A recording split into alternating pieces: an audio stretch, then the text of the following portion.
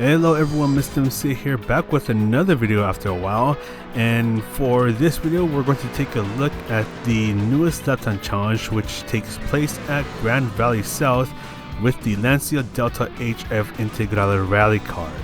And this car is one of the recent additions in the 1.60 update. And if you want to give this online time trial a go, it is available right now until the end of July 9, 2025. But without further ado, let's go ahead and get started on my experience with this lap time challenge. And to make myself a little more uncomfortable and to push myself a little bit, I'm not going to use my usual chase cam. I'm going to do this lap time challenge on driver cam because, well, why the heck not?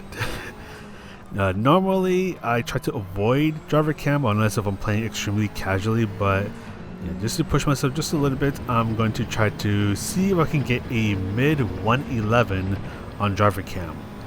And I know I did record a couple laps the other night, but that was just a few laps on the controller, which is why there's a 112.7 on the right side of the screen. But this is my first lap on the driver cam with the wheel, and right away I noticed that the car does get a bit squirmy on certain turns, especially if you shift down and try to turn in. So that is something that I will have to be careful about, but I think that's the least of my worries because I'm more worried about how close I am to stepping off track limits or getting close to these walls like the stone wall on the left.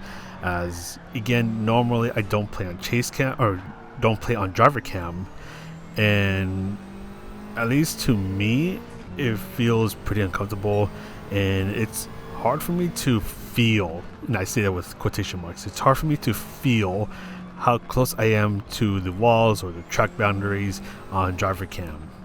And I think it's mainly just a matter of time of me getting used to this perspective, and I keep thinking that I might be really close to the wall in driver cam, but then if I take a look at the replay in chase cam, I'll realize that there's still quite a bit of space that I'm not taking advantage of. So again, it's just a matter of me just trying to get used to it, trying to get a bit more comfortable with this perspective.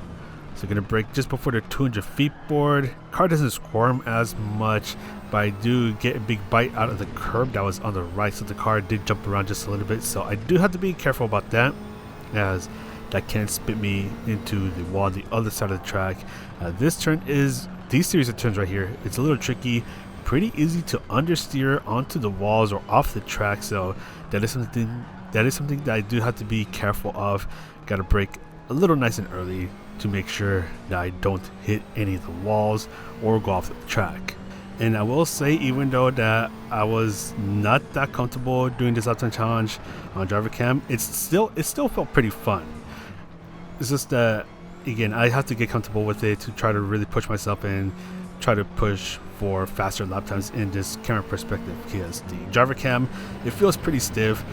I do want to know what it's like to drive in the VR headset because I've heard it's really fun. At least then I'd be able to see exactly where I'm at and where I have the car positioned. But anyways, getting a 112.9, so getting close to my best controller time, which I only did like 2 laps on the controller the other night, but eventually able to bring it down to a 112.5. So trying to get closer to the mid 111 is seeming to be a little more possible. I just need to keep putting a bit more time and getting a bit more comfortable with driver cam to see if I can make that mid 111 a possibility. And gonna get a slightly awkward entrance into this right turn, went a bit narrow into it, but unfortunately I'm going to end up hitting the stone wall on the left, and that's going to end my run as my lap time gets invalidated. And unfortunately, that's going to be a slightly common theme to this lap time challenge, at least in my experience, where we're going to go slightly too fast into this quick right-handed turn, and it's going to give the wall on the left a kiss on the forehead.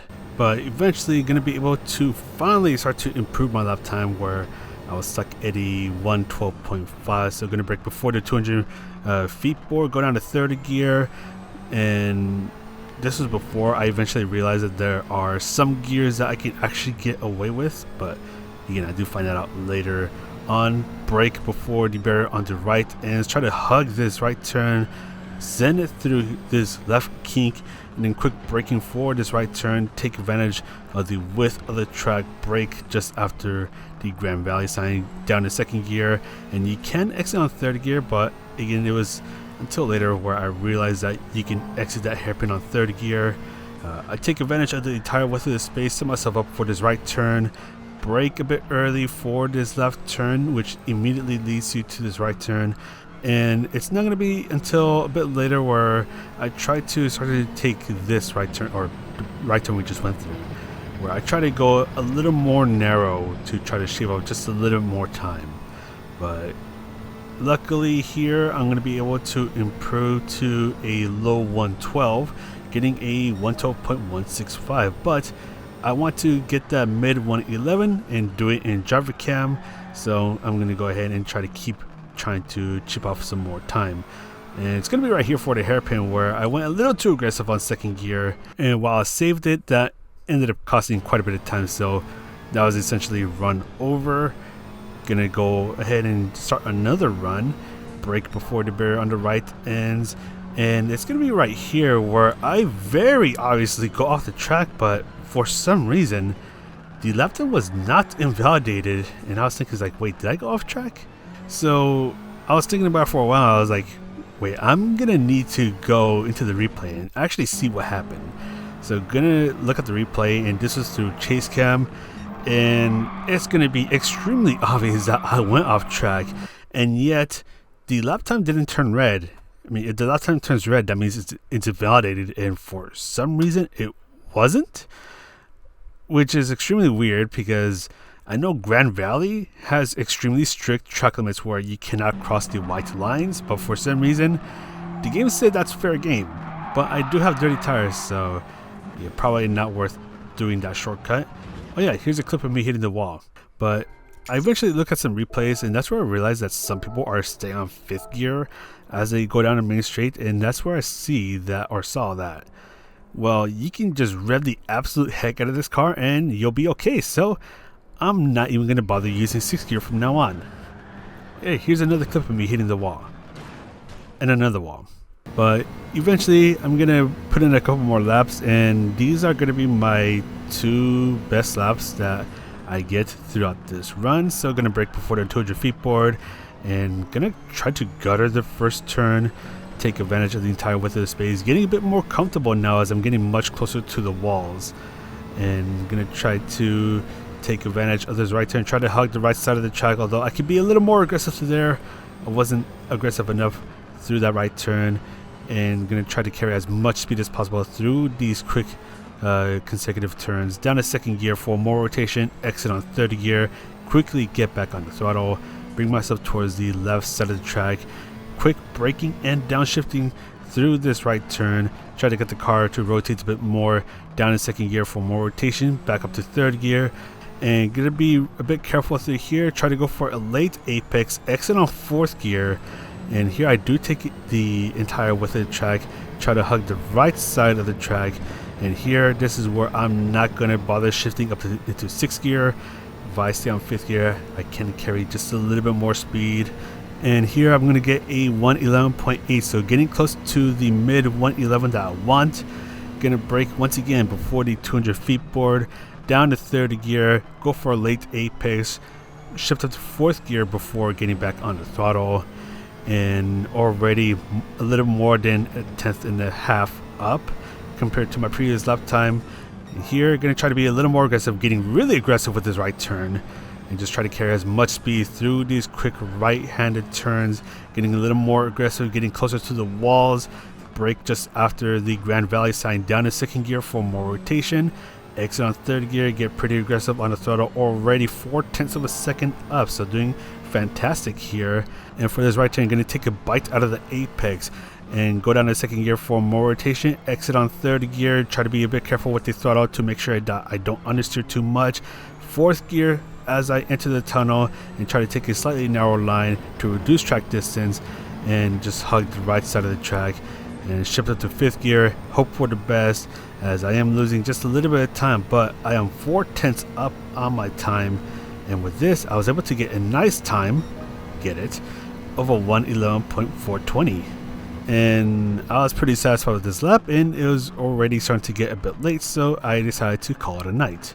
But I do want to see how I did this lap while on chase cam, so I'm gonna show my lap on chase cam because this is normally what I play with. Even on the wheel, I'm on chase cam, and I just want to see how I performed and see if I could be a little more aggressive on some turns.